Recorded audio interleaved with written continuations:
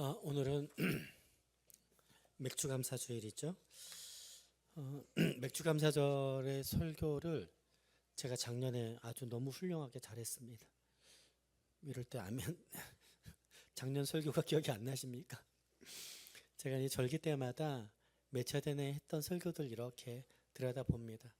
너무 훌륭하게 잘했더라고요. 여러분들 맥주절에 관해서 공부하고 싶은 분들은 작년 설교를 유튜브에 있으니까 잘 참고해 주시길 바랍니다. 속으로는 다시 똑같이 해야지 맨 처음에 그랬습니다. 뭐 똑같이 할 필요가 있나?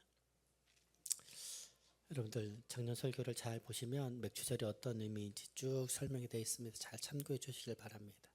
오늘은 그 맥주절이 어떤 절기인데 이것이 우리의 삶에 어떻게 드러나야 될지에 관한 이야기를 좀 하고 싶습니다.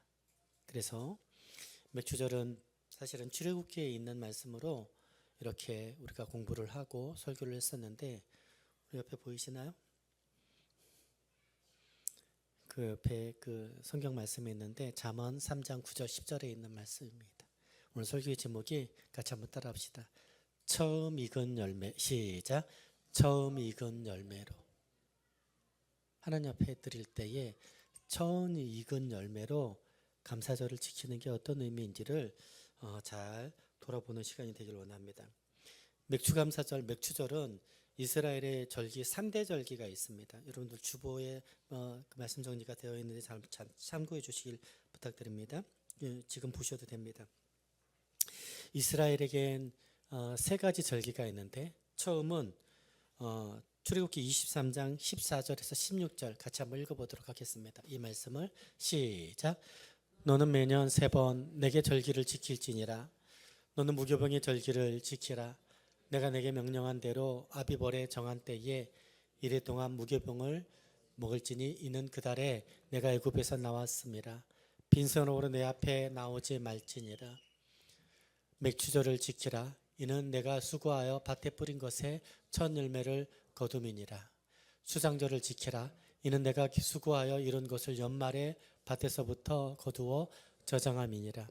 이스라엘이 지키는 3대 절기가 있는데 이 3대 절기를 14, 15, 16절에서 설명하는 거죠. 맨 처음에 출애굽기 23장 14절에 보면 무교절을 지키라 라고 이야기하고 있습니다. 원래는 무교절이 아니라 유월절입니다. 왜 유월절이냐면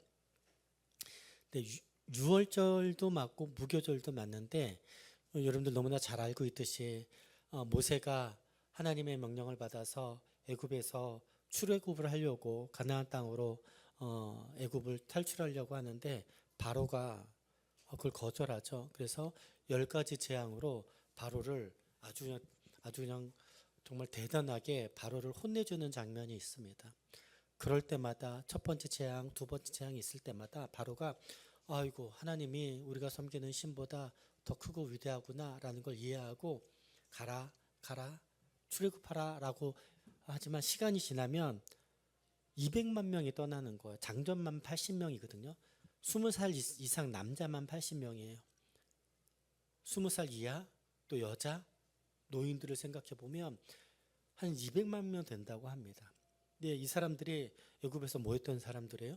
농사 짓는 사람들이고 피라미드 여러 가지 국가 사업들을 했던 노예들이었습니다. 200만 명이 한꺼번에 쑥 빠져나가면 농사는 누가 짓고 관계수로는 누가 만들고 피라미드는 누가 만드나. 그래서 그들을 가나안 땅으로 보내줄 수가 없었던 것입니다. 마지막으로 하나님이 초태생에 관한 재앙을 내리시죠. 애굽에 있는 모든 태어난 것 중에 첫째 것들은 다 죽여버리겠다.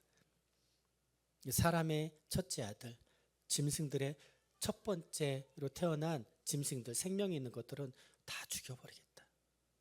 그래서 그냥 누구를 죽이고 말고에 관한 이야기가 아니라 첫 번째 초태생을 죽이겠다고 하는 것은 지금도 그렇지만 고대에서는 첫 번째 아들이 그 가문의 모든 것을 물려받습니다. 첫째 아들이 죽는 것은 그 가문이 완전히 주저앉는 걸 뜻하는 것이죠. 특별히 바로의 첫째 아들마저도 죽이시는 장면이 나오죠. 그냥 가족 중에 한 명이 죽은 것, 동물 중에 하나가 죽은 것이 아니라 하나님이 내가 너희 모두를 죽일 수 있어 라고 하는 경고로 첫 초태생만을 죽이신 겁니다. 그런데 애굽 땅에는 누구도 살고 있어요? 이스라엘도 살고 있죠. 이스라엘은 초태생이 죽나요? 아니요.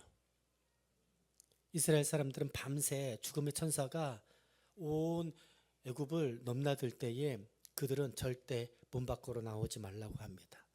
그리고 어린 양을 잡아서 그 피를 임반과 문설주라고 해서 출입문에다 다 발라놓는 거예요. 그리고 절대 문 밖으로 나오지 마라.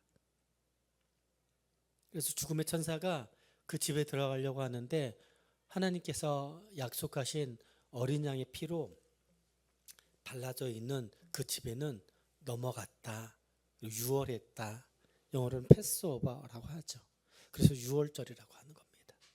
이 초태생이 죽은 이 유월절에 그 10번째 재앙으로 말미암아 바로가 깜짝 놀라서 출애굽을 허락합니다. 이스라엘 사람들은 예정이 없었던 이사를 갑자기 하게 되죠.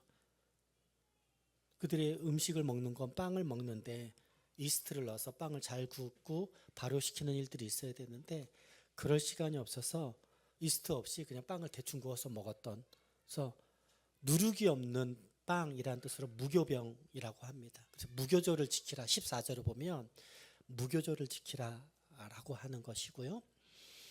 이게 바로 유월절을 이야기합니다. 첫 번째 유월절. 주보에 보면 유월절에 관해서 제가 이렇게 써놨습니다. 유월절, 무교절은 그 절기가 3월에서 4월입니다. 우리는 우리의 인생에서 달력이 있잖아. 1월달이 뭐 추운 달부터 시작하잖아요. 원래 이들이 썼던 달력이 있습니다. 이렇게 우리가 쓰는 그 원력으로 달의 주기로 말미암아 그렇게 썼었죠. 그런데 이스라엘은 유월절을 어떻게 여기냐면 1월로 제정합니다. 혹시 그 핸드폰에 여기에 저장되어 있는 사람들 있나요? 내가 결혼한 지 며칠, 첫째 아들을 낳은 지 며칠. 요즘 데이트하고 있는 사람 없나요? 내가 누구하고 데이트한 지 며칠. 그런 어플도 있더라고요. 그런 걸 쓰는 사람들이 종종 내가 보는데 저걸 저렇게, 물론 내가 기억하면 좋겠지만 기억 못하잖아요. 그러니까 어플들을 사용하죠. 그렇게 어플을 쓰는 이유는 뭐예요? 이게 그의 인생에 얼마나 소중한 의미인지를 아는 거죠. 저는 내년에 결혼한 지 30년이 됩니다.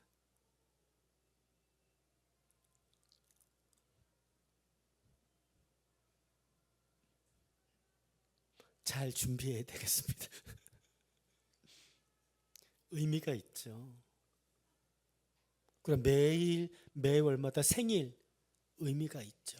이스라엘은 그런 정도의 의미가 아니라 아예 그 나라의 달력을 바꿔버립니다. 6월절 그때가 1월이야. 태양력 절기로는 3월에서 4월입니다. 아예 나라의 달력을 아예 바꿔버렸어요. 이게 이스라엘에게서 6월절은 민족이 400년 동안 탄압받다가 가나안 땅에 가서 새로운 하나님의 나라를 살 수 있는 구원을 맛본 출발한 날이기 때문에 그렇게 기념하는 겁니다. 우리나라로 치면 8월 15일 광복절이죠. 그날이 1월인 거예요. 이것을 지키기 위해서 아예 달력을 그렇게 바꿔버립니다. 하나님과 이스라엘이 6월절을 어떤 의미로 지키는지 여러분들 기억할 수 있으면 좋겠습니다. 14절에 보면 같이 다시 한번 읽어봅시다. 시작. 너는 매년 3번 내게 절기를 지킬지니라. 이 절기는 그냥 농사 짓는 절기에 관한 이야기가 아닙니다. 6월절은 구원에 관한 이야기고요. 그 뒤에 나오는 게 맥추절입니다. 맥추절은 여러분 그림 저게 나와 있는 것은 보리를 추수한 겁니다. 맥추절은 다른 말로 뭐라고 이야기 아니면 칠칠절 아니면 오순절이라고 이야기합니다. 왜 77절이라고 이야기하냐면 6월절 이후에 7번 7일이 7번 77이 49 50일째 되는 날 절기를 지키는 거예요. 이때 보리를 처음 수확하는 시즌이라고 합니다. 그래서 맥추절을 지키라라고 하는 거예요. 그래서 77절이라고 하고도 50일이 되었기 때문에 오순절이라고도 합니다. 근데 맥추절을 왜 지키는 것이냐면 맥추절은 가나안에 들어가자라고 1세대가 출애굽을 했는데 그들이 하나님의 구원을 기뻐하지 않죠. 그래서 어떻게 해요? 악평합니다. 차라리 내가 애굽에 있었다면 고기도 파도 마늘도 마음껏 먹었을 텐데 너희 때문에 여기에서 죽게 되었구나 라고 악평하죠. 차라리 물이 필요합니다. 음식이 필요합니다. 고기가 필요합니다 라고 모세에게 이야기해서 하나님께 요청했으면 좋았을 법했는데 이들이 대놓고 모세를 죽이려고 몇 번이나 죽이려고 했고 악평한 것으로 인해서 그들이 징계를 받습니다. 40일이면 가나안 땅으로 들어갈 수 있는 그들이었는데 40일을 1년으로 계수해서 40일 동안 광야에서 돌아다니게 만들고 출애굽한 1세대들은 20상 이상 된 출애굽한 1세대들은 가나안 땅을 살아서 밟지 못하게 됩니다. 1세대들은 그 악평한 것으로 인하여서 사막에서 다 죽습니다. 누구만 가나안 땅에 들어가요? 20살 그때 당시 20살 이하의 어린아이들이나 광야에서 40년 동안 태어난 사람들만 출애굽 2세대들만 가나안 땅에 들어가는 거죠. 저는 이런 말씀을 반복적으로 제가 할 때마다 참 조심해야 될 것은 우리의 상황을 인해서 하나님을 무시하고 하나님을 거절하고 하나님에 대해서 악평하는 것은 정말 좀 조심해야 되겠다. 우리는 기도할 수 있습니다. 이 기도를 통해서 하나님 저의 상황이 이렇습니다. 저의 마음이 이렇습니다. 하나님이 구원이 지금 필요합니다. 하나님이 알고 계시니 주님의 뜻 가운데 우리 가운데 구원하여 주십시오. 분명히 그렇게 얘기할 수 있었습니다. 그리고 하나님과 이스라엘 백성 사이에는 모세가 있어서 하나님은 모세를 통하여 말씀하시고 이스라엘 백성들은 모세에게 가서 그들의 마음을 하나님께 아뢰 수 있는 시간들이 그 시스템이 있었단 말이죠. 그런데 그들의 상황이 안 좋으니까 그들의 마음이 속상하니까 하나님의 구원도 아무것도 아니다. 차라리 우리가 애굽에서 잘 먹고 잘 살다가 죽었으면 그것이 더 좋을 법했다라고 하고 하나님의 구원을 폄훼하는 일들. 그 악평을 하나님께서 그대로 들으시고 알겠어. 구원을 싫어하니 그대로 하마. 구원을 싫어하니 그대로 하마. 그 악평한 대로 그들이 여기에서 광야에서 흔적도 없이 먼지처럼 사라지는 사람들이 되었습니다. 근데 하나님은 모세를 통해서 맥추절을 지키라고 이야기하죠. 맥추절은 광야 40년 동안 이 말씀이 계속해서 반복되어지고 암송되어지는데 두 번째 출애굽 2세대들은 광야를 40년 동안 돌아다녔기 때문에 농사를 지을 틈이 있었어요? 없었어요? 이들은 농사를 한 번도 지을 경험이 없었습니다. 그런데 맥추절을 드리라고. 맥추절이 뭐야? 농사는 어떻게 짓는 거야? 그거를 한 번도 경험하지 못한 이들에게 하나님이 맥추절을 지키라고 합니다. 이건 그냥 맥추절을 지키라고 하는 것이 그냥 있는 것이 아니라 하나님께서 너희에게 그 애굽에서 종살이했던 것이 이제 자유로운 삶 가운데 그 유리방황하는 사람들이 아니라 떠도는 사람들이 아니라 하나님께서 정착하는 새로운 나라에서 또 그곳에서 드리는 모든 농사일들 가운데 하나님의 은혜를 누릴 수 있는 귀한 하나님의 생명의 공급하심을 기대하라고 하는 말씀이었다는 것을 여러분들 기억하셔야 됩니다. 그리고 세 번째 수장절, 초막절, 장막절이라고 부르는 것은 두 번째 그 추수때일인데, 이때 여러 가지 음식들을 추수하는 그때에 수장절이죠. 추수해서 창고에 저장하는 날입니다. 이때는 텐트를 짓고 살아야 돼요. 왜냐하면 출애굽하면서 40년 동안 그들이 집을 짓지 못했어요. 어디서 살았어요? 이동식 텐트에서 살았거든요. 이스라엘의 3대 절기는 그렇습니다. 농사에 관한 절기로 그냥 지어진 게 아니라 하나님께서 반드시 지켜야 될 이 3대 절기는 다 하나님의 구원하심과 하나님의 공급하심과 하나님의 구원하심의 어떤 삶으로 살았던 것을 인생 가운데 지키기 위해서 6월절을 1월달로 삼고 맥추절을 지키고 장막절, 초막절을 지키면서 이 3대 절기가 다 하나님의 구원하심, 그 구원하심을 기억하면서 감사하며 살아가는 일들. 특별히 하나님은 이 일들에 관해서 뭐라고 말씀하시냐면 너희는 매년 빠지지 말고 3번은 하나님 앞에 나와 이 절기를 지키는 것에 관해서 소중하게 여기라고 이야기하는 것이죠. 한국은 뭐 정월이 있고 그다음에 뭐 한식도 있고 단오도 있고 또 추석도 있고 그렇죠. 특별히 맥주 감사절을 지키는 것은 전 세계 그 개신교에서는 대한민국밖에 없습니다. 아무도 맥주절을 지키지 않아요. 성경에 있는 절기인데 이스라엘의 절기예요. 맞아요. 이건 이스라엘의 절기일 뿐입니다. 근데 왜 대한민국만 맥주절을 지킬까요? 북미의 선교사들이 한국에 왔는데 이들이 너무 가난해. 그래서 그 보릿고개 있죠? 너무 힘든 시즌. 그래서 청보리를 추수할 때쯤에 성경에 있는 맥주절을 기억하며 선교사들이 그래 이스라엘 백성들도 하나님의 공급하심을 인하여 하나님 앞에 감사하며 하나님의 구원하심을 기다리고 소망했던 것을 우리도 대한민국이 한국이 너무 가난하고 정말 굶어 죽는 사람들이 많은데 이 보리를 추수하면서 하나님의 구원하심이 우리 가운데 있을 수 있으면 좋겠다라고 하는 소망으로 선교사들이 맥주절을 시작했다고 그렇게 전통이 시작됐다고 이야기합니다.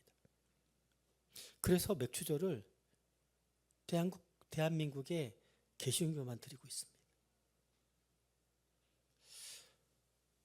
이전에는 맥주절을 제가 특별하게 지키지 않으려고 그랬어요. 왜냐하면 전 세계가 지키는 게 아니니까. 제가 이런저런 말씀들을 보고 이거는 지키는 게 의미가 있겠다 싶어서 매년 맥주절에 관한 설교들을 하죠. 3대 절기가 그렇습니다.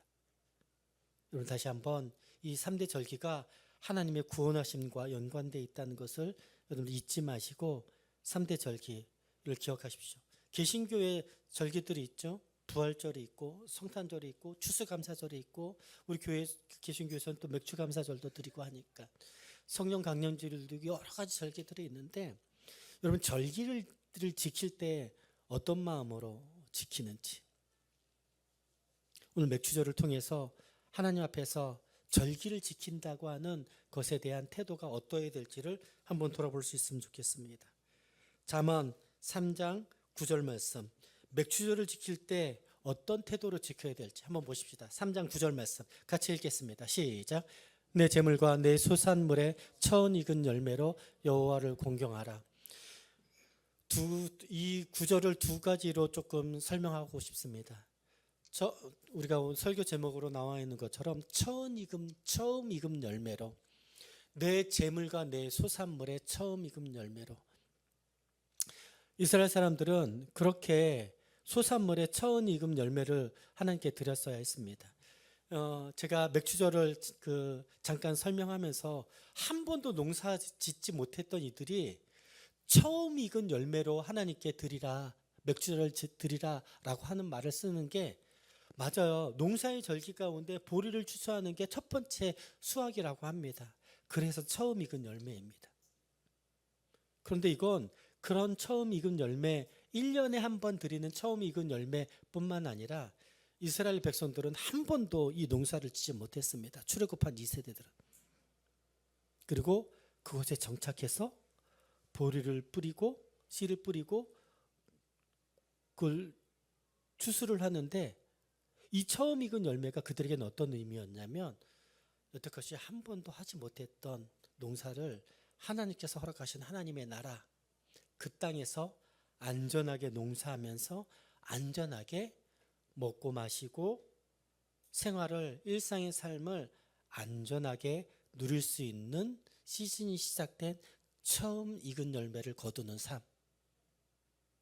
그들에게는 이 처음 익은 열매가 1년에 관한 말씀뿐만 아니라 그들의 인생에 처음으로 열리는, 하나님의 구원으로 말미암아 열리는 안전한 삶이 시작되는 시즌을 이야기하는 것입니다.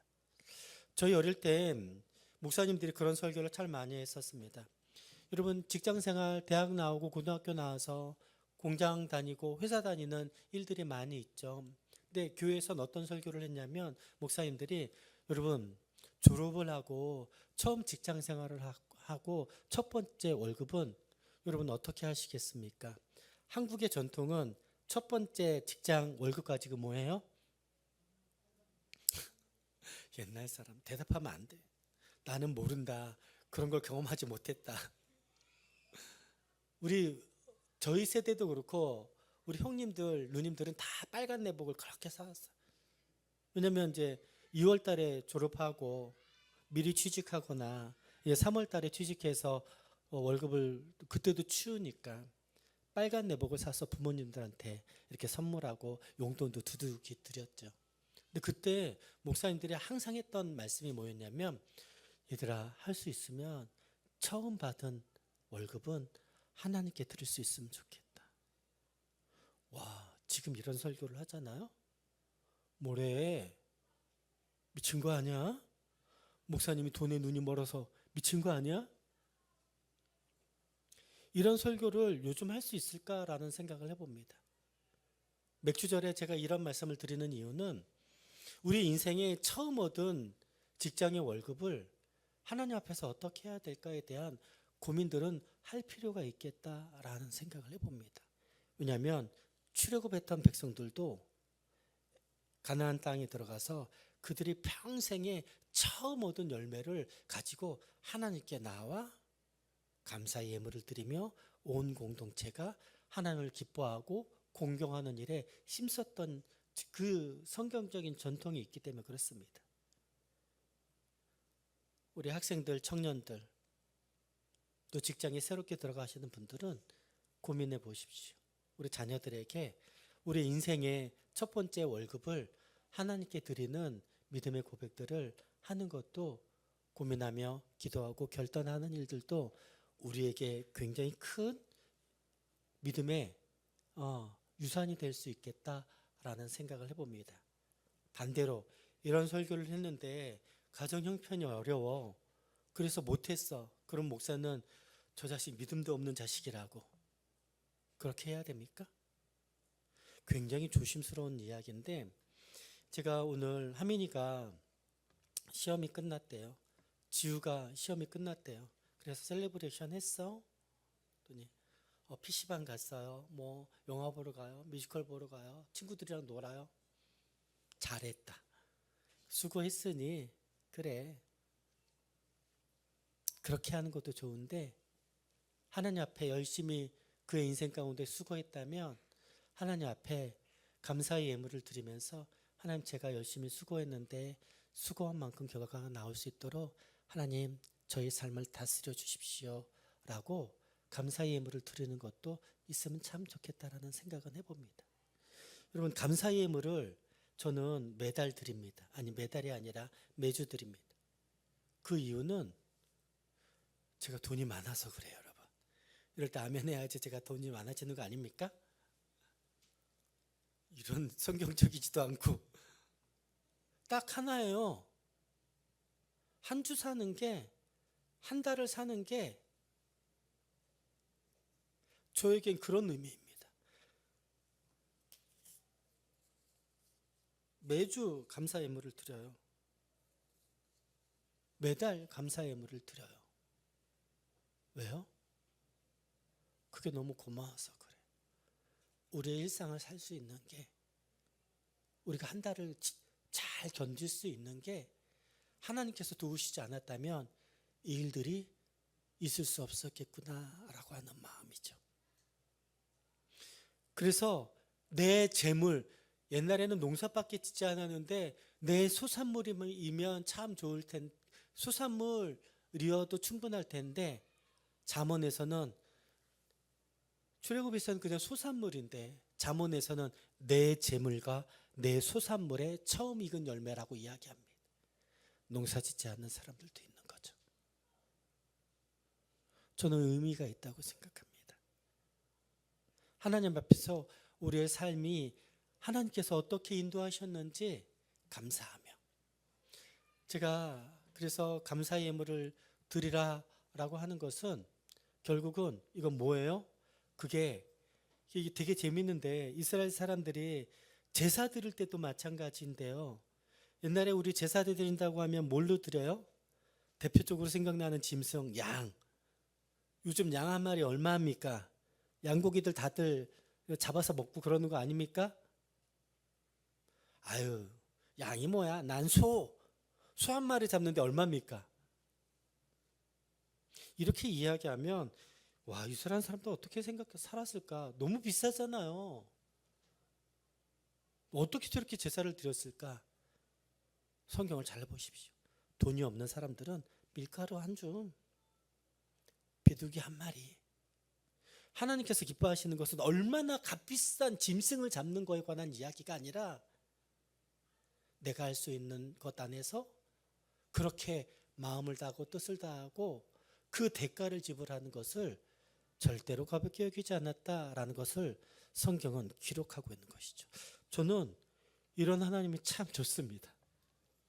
제가 감사 예물을 1,000원을 하던 100만 원을 하던 1,000만 원을 하던, 우리의 마음을 다하고 뜻을 다하고 힘을 다한다면 우리의 마음을, 우리의 재물을 받으시는 분이 우리 하나님이라는 걸. 부자가 헌금통에다가 콸콸콸콸 쏟아놓는, 그 많은 금을 쏟아놓는 소리, 덜거럭덜거럭 듣는 소리가 있을 때 사람들이 저렇게 많이 헌금해? 라고 부자를 쳐다보죠. 과부는 두렙돈 털컹털컹.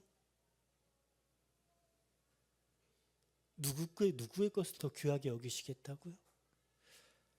부자는 많은 중에 그가 가진 것을 넣었지만, 같이 한번 따라합시다. 과부는 그의 전부를. 이렇게 설교하면 또 어떻게 오해해요? 전부를 내야 되는 거야. 사실은 이 본문은 굉장히 오해가 있는 본문이기도 합니다. 왜냐하면 이 본문은요, 과부의 2렙돈 전부를 냈다라고 하는데 우리는 포커스를 맞추는데요. 그래서 과부처럼 전부를 내야 된다라고 하는데 포커스를 맞추는데 그 뜻이 아닙니다. 큰 돈과 작은 돈을 비교하는 게 얼마나 폭력적인지에 관해서 선명하게 드러내는 본문입니다. 한국 교회가 여러분, 돈 많은 사람이 장로가 됩니까? 가난한 사람이 장로가 됩니까? 우리는 그런 전통, 그런 하나님, 그런 예수님이 예물을 드리는 전통에 관해서 너무나 선명하게 이야기하고 있는데, 한국 개신교회가 돈 많은 사람들이 교회 리더십이 되고, 믿음은 훌륭한데 돈이 없는 사람들은 리더십이 되지 못하는 것이 얼마나 반성경적인지에 관한 경고를 익히 알고 있어야 된다고 저는 생각합니다. 그러니 다시 돌아와서 예물을 드릴 때 너희는 빈손으로 오지 말라라고 하는 말의 뜻이 얼마나 많은 헌금을 가지고 드려야 된다는 것이 아니라 마음을 다하고 뜻을 다하여 하나님 앞에 그 마음으로 나오는, 그게 밀가루가 됐든지 비둘기가 됐든지, 이 성경의 정신을 우리가 잊지 않고 하나님 앞에 마음과 뜻과 생명을 다하는 마음으로 하나님이 나에게 그렇게 찾아왔듯이 우리도 그렇게 찾아가는 저와 여러분이 되는 조이풀 공동체가 되길 주의 이름으로 축복합니다. 전 이런 하나님이 너무 좋아. 이런 하나님이어서 너무 감사하지 않습니까?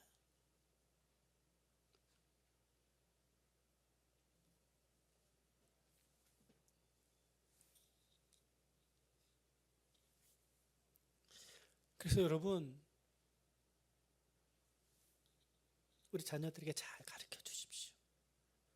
또 우리도 삶의 태도가 요즘 참 하루하루 견디기가, 한 달 한 달 견디기가 쉽지 않지만, 그럼에도 불구하고 한 지난 6개월 주님께서 어떻게 우리 인생을 지켜주셨고 인도하셨는지 그냥 감사함으로 주님 앞에 나아가시면 충분하겠습니다. 할렐루야. 나는 우리 공동체가 너무 좋아요. 제가 이렇게 이야기하면 이렇게 받아들이고 네 그렇게 하겠습니다 얘기하는 공동체하고 생활할 수 있어서 제가 너무 감사합니다.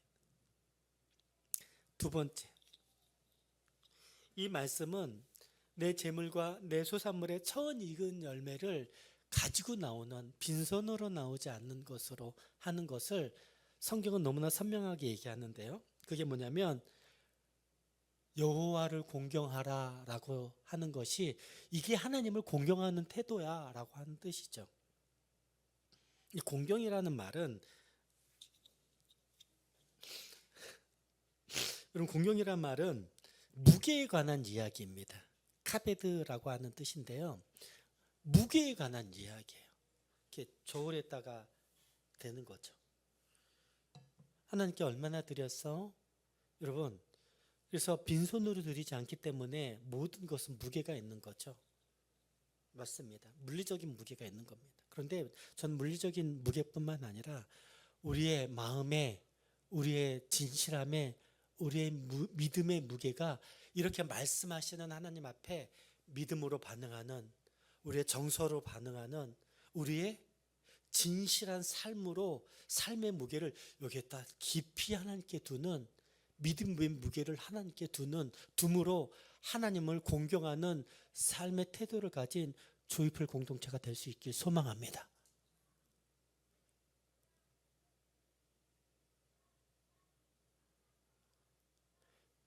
반드시 너희들은 3번 절기를 하나님 앞에 지키라 라고 하는 그 절기에 관해서, 구원에 관해서 아주 진중하게 구원을 어떻게 대해야 될지, 하나님을 어떻게 대해야 될지를 너무나 선명하게 이야기하고 있는 하나님 앞에, 하나님 그렇습니다. 하나님의 말의 뜻이 어떤 것인지, 하나님의 구원의 뜻이 내 삶에 어떤 것인지 제가 그것을 진중하게 대하겠습니다. 성찬을 대할 때에 제가 오늘 참회 기도를 하면서 내 마음에 여러 가지 드는 생각 가운데 하나가 뭐냐면, 우리 죄를 짓잖아요. 죄를 짓는 즉시 하나님하고 툭 하고 멀어지는 경험들을 하죠. 다시 하나님하고 친해지는데 시간이 얼마나 걸리십니까? 제 생각해 보니까 며칠, 한 주, 몇 주가 걸릴 때도 있어요. 저는 너무 부끄럽습니다. 내가 이런 죄를 짓다니요. 싸워봐요. 부부가 금방 끝나요? 너무 훌륭한, 금방 화해하는 거 너무 훌륭한 부부죠. 어떤 사람은 한 하루, 한 시간, 한 주, 한 달, 어떤 사람은 몇 년을 얘기하지 않는 사람들도 있더군요. 제가 참회의 기도를 하면서 들었던 생각이 뭐냐면, 하나님께 딱 실수하고 나면 부끄러워서 하나님의 이름을 부르지 못하겠어요. 그러고 나서 어떤 생각이 들었냐면, 참회 기도를 하는데, 하나님, 제 인생에 얼마나 많은 죄를 지었는데 그 시간들을 모으면 내가 하나님과 친하게 지내고 그 친밀한 관계와 깊이 가운데 살았던 충분한 구원의 삶을 누렸던 시간보다 죄를 짓고 하나님과 멀어져서 허송세월을 했던 시간이 훨씬 더 많았던 것 아닙니까? 라는 생각이 들었어요.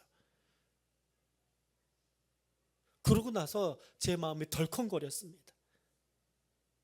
하나님이 우리를 구원하시는 것은 죄짓고 사이가 멀어져서 무주공산이 된 시간 가운데에 사단이 우리의 마음을, 세상이 우리의 마음을 장악해버리는 삶을 살라고 우리를 구원하신 게 아닌데,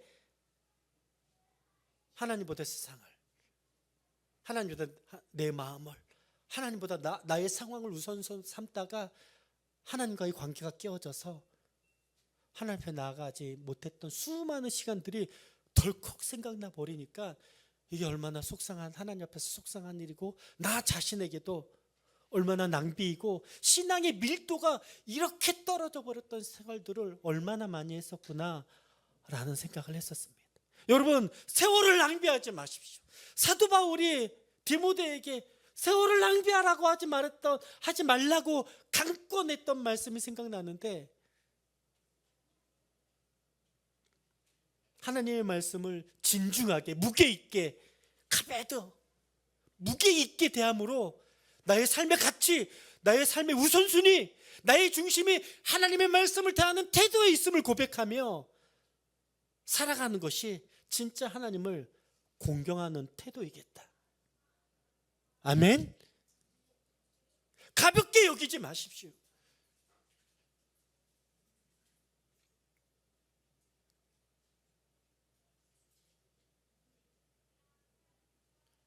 규율을 지키지 않을 때, 법칙을 지키지 않을 때, 사용 방법을 지키지 않을 때, 오늘 되게 웃겨요. 어떤 형제가, 어떤 현수 형제가 커피 메이커를 갖고 왔어요. 그래서 우리는 맨날 커피 메이커를 쓸 때 갈아가지고 거기다 올려놓고 쓰는 기계를 썼거든요. 머신이 있으니까 사용해야 될 거 아니야. 근데 간 것밖에 없네. 아이 뭐 원두를 갈아있는 걸 넣나? 갈아있는 걸 넣었어요. 커피가 맛이 별로 없어. 현수야 미안해. 커피가 맛이 별로 없어. 뭐 원래 이렇게 맛이 없는 거야? 하고 사용 설명을 봤더니 갈아져 있는 걸 넣는 건 고장의 원인이 됩니다. 현수야 미안해. 한국 사람의 특징이죠. 그냥 써. 절대 매뉴얼을 읽지 않아. 면도기를 샀는데 충전기가 있어요. 매뉴얼을 읽지 않고 제가 충전기를 이런 패드처럼 돼 있었거든요. 올려놨는데 충전이 안 돼. 1시간이 지나도 2시간. 고장났나? 매뉴얼을 봤더니 놓는 위치가 따로 있더라고요. 바보 녀석. 매뉴얼을 보지 않으면 그냥 내가 불편해지고 사용하지 못합니다. 하나님의 말씀은요, 불편해지는 게 아니고요, 하나님과 동행하는 것을 스스로 끊어버리는, 하나님의 말씀을 가볍게 여기는 일들은 하나님과 밀도가 떨어지고 하나님과 관계가 떨어져서 하나님 앞에 나가지 못하는 일들이 얼마나 많았는지. 카비드는 여호와를 공경한다는 것은 그 밀도 있게 우리 삶의 믿음의 무게를 다해서 하나님 앞에 나가는 것이라고 성경은 이야기하고 있는 것입니다. 그러면 이런 하나님을 공경한다라고 하는 이 삶의 방식은 성경에서 어떻게 드러나고 있는지를 한번 보십시다. 보실까요? 출애굽기 20장 12절 말씀 같이 한번 보도록 하겠습니다. 출애굽기 20장 12절 말씀 시작. 내 부모를 공경하라. 네, 잘 읽으셔야 돼요. 내 부모를 여기까지 하겠습니다. 내 부모를 공경하라. 우리 자녀들은 아셔야 돼요. 자녀들은 저도 기억하고 있는데 부모들이 자녀를 키울 때 말로 키우지 않습니다. 사랑과 정성으로만 키우지 않습니다. 뭘로 키워요? 돈으로 키워야 돼요. 사랑한다고 이야기하고 좋은 말씀도 성경도 가르치는데 돈은 안 갖다 줘. 어떻게 밥 먹고 살고 옷 입고 다니고 학교 다닙니까? 전 십계명을 보면서 참 놀라운 일들은 하나님 앞에 우리 인생을 살아가는 일들 가운데 십계명 가운데 1계명부터 4계명, 1계명부터 4계명은 하나님을 존중하고 하나님 한 분만을 예배하는 거에 관해서 나오고요. 5계명부터 10계명까지 나오는데 사람에 관한 계명 가운데 첫 번째가 부모에 관한 계명이거든요. 근데 그게 내 부모를 공경하라. 말로만 하지 말라고 하는 거예요.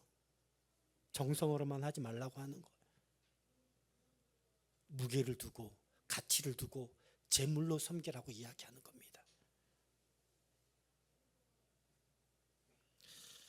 제가 목사가 되면서 우리 본가에서도 그렇고 우리 처가에서도 그렇고 부모님에 대한 돈을 이렇게 회비를 거둘 때가 있어요. 왜냐하면 어르신들이 예전에는 안 그랬는데 이제는 나이가 먹다 보니까 많이 아프시기도 하고 그래서 조금씩 돈을 모았습니다. 근데 제가 그때는 그 돈을 내지 못했던 적이 있어요. 너무 가난해서. 근데 형님들이나 우리 처가에서 뭐라고 얘기했냐면 목사님은 하지 마세요. 목사님 사정 아는데요. 그럼 속으로 어떻게 해야 되지 제가? 아싸! 난 목사니까. 우리 처가 가족들한텐 누구에겐 제가 그랬어요. 내가 맞인데 내가 하지 못하는 일들을 당신이 마지처럼 섬겨줘서 내가 너무 고맙다. 너무 눈물이 나더라고. 마지가 해야 될 일들을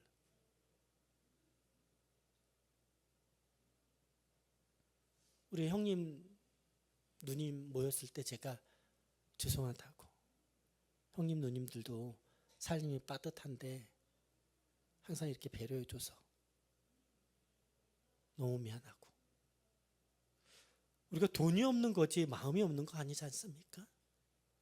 우리는 돈은 없을 수 있을 것 같아요. 마음은 그렇지 않지 않습니까? 그런데 신앙생활을 하다 보면 일상생활을 하다 보면 마음이 떠날 때가 있어요.